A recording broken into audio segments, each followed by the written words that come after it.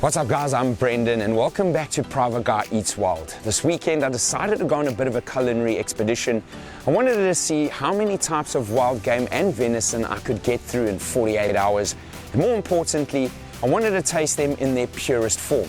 No heavy marinades, no masking the flavor, just the meat, the fire, and a few simple ingredients to let nature do the talking.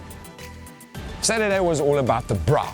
I started with two completely different worlds, bushpig ribs and some beautiful deboned trout from Aloes. Now, bushpig ribs, they can be tricky.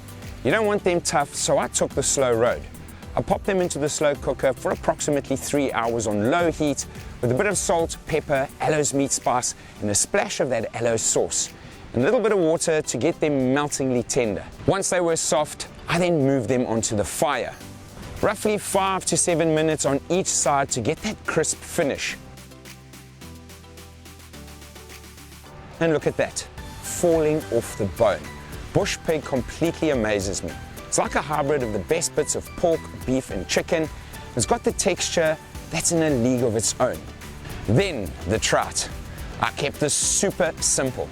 I put lemon slices inside to keep the moisture high, seasoned with a bit of salt and pepper, and gave the skin a generous coat of extra virgin olive oil.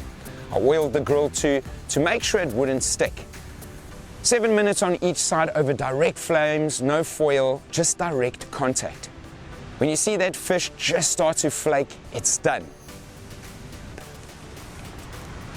Now I eat a lot of sea fish, but honestly, this freshwater trout is absolutely superb.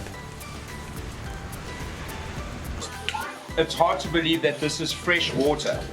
So highly recommended is the deboned trout. No bones. No bones at all. Sunday lunch was a different beast entirely. We went for a deboned rabbit from Aloes, already stuffed and wrapped with bacon. This was a set it and forget it job.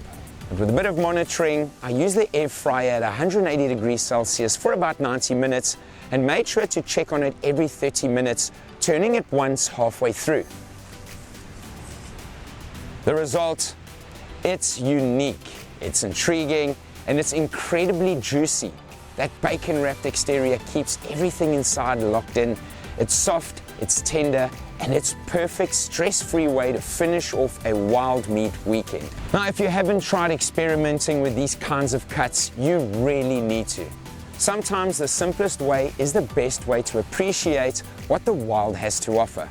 Now, I just want to say thank you again to Aloes Meats for providing me with these awesome venison cuts. It has been such an amazing journey so far, trying out all these meats in the simplest way possible. If you want to get your hands on this venison and game meat, want to be surprised, go check out their website.